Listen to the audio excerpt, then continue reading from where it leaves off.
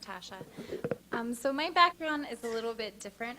I started out as a pediatric genetic counselor in Ohio and then did newborn screening for a few years at the Maryland State Health Department. And now I'm doing clinical research at Johns Hopkins and also see patients clinically.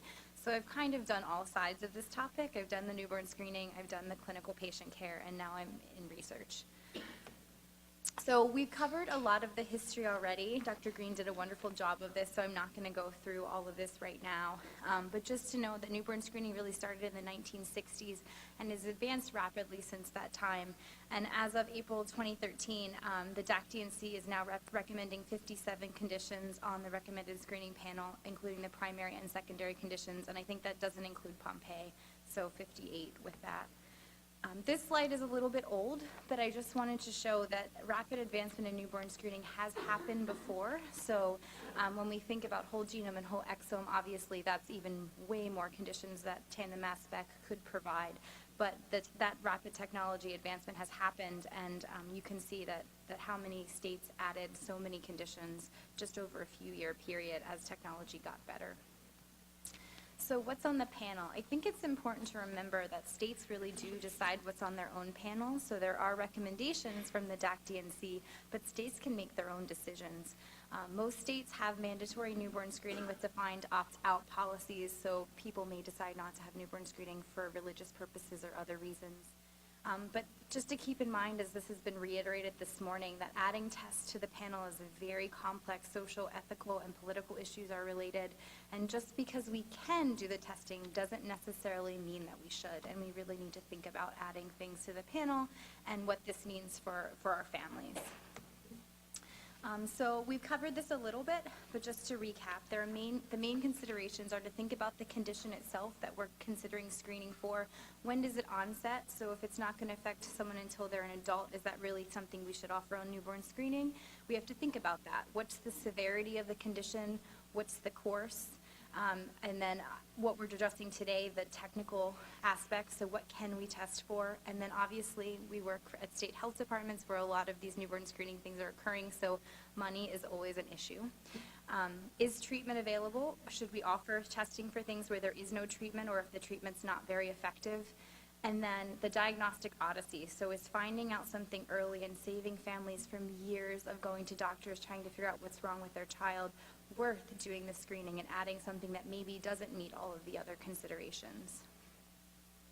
So this was covered as well, but I just want to show this again. This is the extensive evidence-based review process that the DAC-DNC goes through when they're considering adding conditions to a panel. So the whole point of this slide is just to say at this point when we're adding conditions, it's an extensive and thoughtful process that really does go through evidence-based review. And to remember that states really can decide what they want to screen for. And so there are states that are screening for more things than are on the recommended screening panel. An example of this is Emma's Law, which added lysosomal storage diseases to New Jersey, and Brian's Hope, which added adrenal leukodystrophy in Connecticut. And then I wanted to talk a little bit about dried blood spots, which we've talked briefly about. So why do we store dried blood spots? Dried blood spots are stored for a variety of reasons, and part of them are just to improve our newborn screening programs. So for testing verification and quality control and assurance, to develop new methodologies to reduce false positives and false negatives. So obviously we want our tests to be as accurate as possible. We want to pick up the babies that really are affected and not scare the parents of babies who are healthy. We use it for public health related research. So to develop new newborn screening tests, it's really important to have these dried blood spots. We use them for public health studies to better understand conditions in the general population to benefit everybody. They can be used for basic scientific studies to better understand birth defects, cancer, chronic diseases. These are a really vital resource. Nowhere else in this country do we have DNA or have blood spots that could produce DNA from everyone that's born in the population. It's a pretty amazing gold mine of information, but we really have to be thoughtful about what we do with these spots.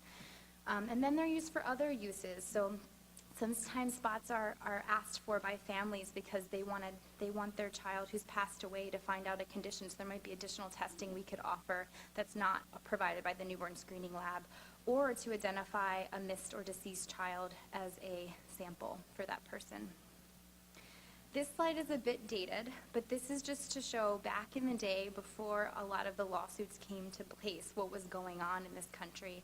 And it's important to note that about half of the states were storing residual blood spots for greater than 18 years, and about half were destroying them in less than 3 years. And so this has changed since 2009, but just to show everybody was doing things a little bit differently, and everybody's trying to figure out what their policies should be. In a paper by Lewis et al., they studied the state laws, and between 2008 and 2009, they saw that 20 states addressed retention and or residual newborn screening blood spot use. 13 addressed the use of information related to blood spots, but 17 states in the District of Columbia had no laws about what they were going to do with their blood spots. And so, again, these are a vital research opportunity, but we need to think about what we're doing with them, and they will be vital as we consider moving forward with newborn screening and developing these new tests. Where are we going to get these samples from these blood spots? So what does the public think? This has also been touched on a little bit today, and is important to know and to think about. So we've talked about some of the issues in Minnesota that have largely been spearheaded by Twyla Braze's group, the Citizens Council for Health Freedom, who really believe in genetic privacy. And in June of 2009, Minnesota parents filed a civil complaint against the Minnesota Department of Health saying that their genetic privacy was violated. And again, these things are still ongoing in court, as we discussed earlier. And then we all know about the Texas blood spots that were destroyed when parents brought a case in March of 2009 in Texas. So we need to remember our past as we continue to think forward to our future and kind of learn from our mistakes and figure out how we can prevent things like this from happening and maintain the public trust.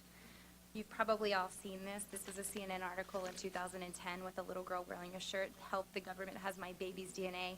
This is posted on the Citizens Council for Healthcare website. I think it's important to keep this as a reminder because newborn screening is vital. We are saving lives with this technology. We need to maintain the public trust as we thoughtfully move forward in this process. So I'm going to add a little bit to this slide just based on the conversations we've had thus far today.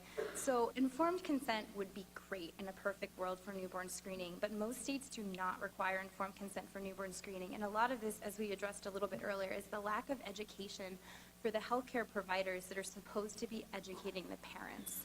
So individuals who collect these samples and are the ones that are educating either in the postnatal period, which is mostly the case, or sometimes in the prenatal period, often can't tell you what's on the screen. And they certainly can't tell you about the false positives and false negatives for what's on the screen. Because it's changing, it's rapidly evolving, and they haven't had great education about it themselves. And so to ask these healthcare providers to do informed consent when they don't know the information themselves is quite challenging. And then there are no real guidelines to ensure that parents understand the newborn screening's role in disease detection. So as we've discussed previously, many parents don't even know this is happening. It just kind of happens behind the scenes. And then to discuss blood spot storage, parents are also not informed about blood spot storage. In 1996, the Council of Regional Networks for Genetic Services, or CORN's, Newborn Screening Committee had this quote, and I think it's interesting. "Appropriate consent is an important issue. Some legal experts have proposed that proper consent is impossible since it's not possible to adequately inform or educate parents about all potential uses." This is specifically referring to the blood spot and the specific research that could happen from that. But this quote can also be applied to us as we think about newborn screening, even in a clinical setting moving forward. If we start doing whole genome and whole exome, how can we explain that to families, all of the potential uses and things that we could find out? So we need to keep this in mind. How are we really going to provide proper informed consent if we decide to start doing whole genome and whole exome? So this is where I'm going to add a little bit. I'm a clinical counselor, and I also do research and consent families for a whole exome, whole genome study. And so there are many things to think about when you're thinking about consenting families for whole exome and whole genome. So in the research setting, our consent form is 13 pages. In the clinical form, these consent forms are somewhere between 5 and 10, whatever the labs bring up. And so that just goes to show this is a lot of information, and that's in the abbreviated form, as small as we can make it. And so what are the things we need to think about? Well, ACMG just released a paper in March at their annual meeting about incidental findings, and they recommended that 57 known genes for 24 conditions be reported back when whole genome and whole exome sequencing occurs in any setting. Well, in newborn screening, everything's an incidental finding. You're not looking for anything specific. So how are we going to decide what we should be reporting back? And how are we going to let the families know what to expect? Variants of unknown significance still are going to occur with whole genome and whole exome. If anyone's been in the era of arrays, which most of us at least should know a little bit about that, you find something and you say, well, we don't really know what this means. This might be related to your child's condition, but it might not. In the beginning, of doing array technology back in 2005, 2006, when they first started, if we saw that a parent had a variant, we would say, oh, this is probably nothing. Well, we've learned since then, and we know that sometimes things are non-penetrant or are showing differently in children. And I think we're going to learn a whole lot more about non-penetrance as we move forward in whole genome, whole exome. How are we going to consent families for that? And then results disclosure. So what are we going to tell them? How do families make those choices? Some laboratories offer some options about what you would or would not want to know from whole genome, whole exome sequencing. But how are we going to do that for newborn screening? Are they going to have checkboxes about what they want to know about their child and what they don't want to know about their child? Just things to consider. It's all quite complicated. And then, in order to learn from genetics, we release things to public databases to learn from each other's mistakes. We want to know what the variants are, what's really pathogenic. And so are we going to then make these public health test results public, maybe not attached to a name, but how are we going to consent families and explain that their child's test results might be published in a database so other scientists can learn about it in a clinical setting? So these are just things that we have to talk about when we're talking to our patients right now who are getting whole genome, whole exome, and there's a whole lot to learn. So just a lot to consider when you're thinking about consenting families for something like this. And then I also, as I said, work on research. And so these are the things in research that we think about when we think about informed consent. Well, institutional review boards review research proposals.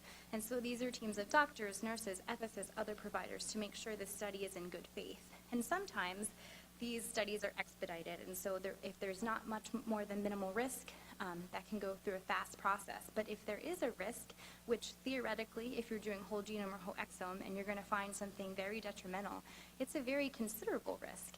And so we need to think about how IRBs would most certainly require a consent form if there's significant risk. And so are we going to start consenting for newborn screening? Because right now I think there's one state that's still consenting for newborn screening. And then we go back to the healthcare providers don't know yet what's going on with newborn screening, and then we're going to add a whole big chunk of information for them to understand and learn. So how might we do that? There are federal regulations for research that require the inclusion of both risk and benefit information in the informed consent process. So we need to think about what are the risks and benefits of whole genome, whole exome for newborn screening. What are the risks and benefits, like we've talked about today, and things that we just don't know about yet because this is a brand new technology. There are many things to address when you're thinking about consent in research, potential future uses of the samples. So who knows if we're storing these blood spots, what we might use them for in the future. I guess we could get information from biobanks to see how they consent their patients for this particular point. But again, the release to public databases, this is in a research setting. So will we release these results so other researchers can find out whether this change, how penetrant this particular mutation was, whether this actually did cause disease, whether it's just a variant. We need to learn from others, and we've learned through the array technology that if we don't share information, we really sometimes are left unknowing what variants mean for a while. We need to talk about the risks and benefits, incidental findings, which again, same as a clinical setting as in a research setting, it's kind of complicated when everything is an incidental finding. And then if we do research on the blood spots and we do whole genome, whole exome, are we going to release results to families, and how do we consent them for that? Do we do testing just to get information and not release them to families? Do we want to release them to families? And so we have to think about all these things from a research setting. So I think it's important to know what our history and also to know what parents really want. So I looked at some studies that have been conducted in the last few years about this question. So in 2012, a group in Canada had 8 focus groups, and overall it was clear that parents support storage for quality control, for confirmatory diagnosis, and for future anonymous research. But they agreed that they should be able to choose without pressure if they want their infants' blood spots stored. But they do agree that they should be strongly encouraged to do so. And so I think families are potentially interested in this option. And then Botkin in 2012 had focus groups, telephone surveys, and internet surveys to ask similar questions. 55% of the respondents were aware that newborn screening was done, but knowledge was limited. So that means about half of parents didn't even know their baby was having newborn screening. So there's the huge education gap. We need to think about consenting for whole genome and whole exome. Well, we need to start with the basics and tell them that what tests their children are having right now. Knowledge was pretty limited, but overall people were fairly supportive of newborn screening. And about half said it was definitely all right to do newborn screening without permission, and another third said probably all right. About a quarter, when it came to blood spot storage, said they weren't concerned, but almost a third said they were very concerned about blood spot storage.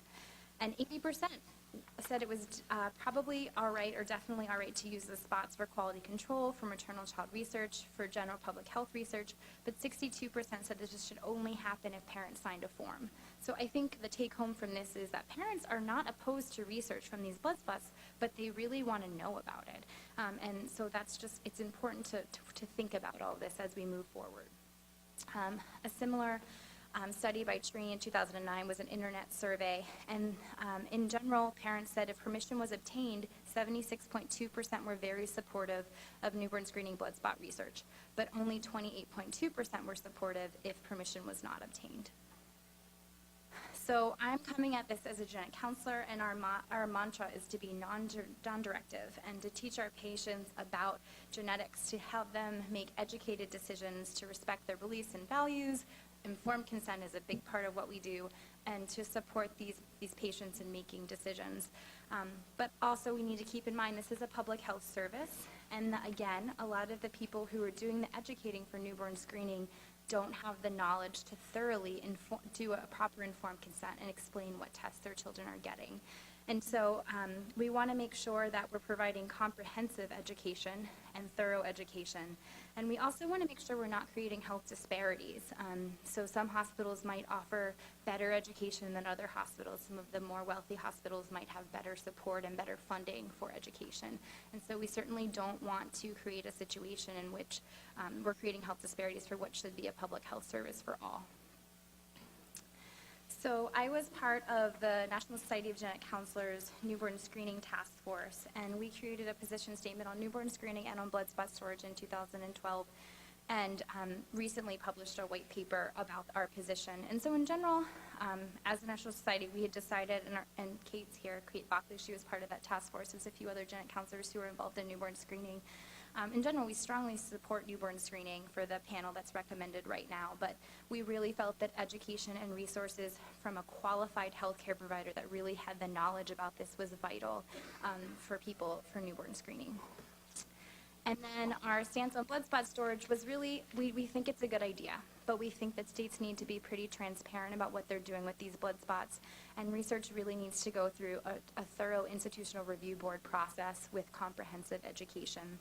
And we feel that newborn screening related research should either be de-identified or anonymized, and that non-newborn screening blood spot related research probably should be fully anonymized unless parents are very thoroughly consented to what tests their children are having. So parents really should have the right to opt out of blood spot storage and have that independent of their decision about newborn screening. So newborn screening is vital. Blood spot storage is a secondary thing.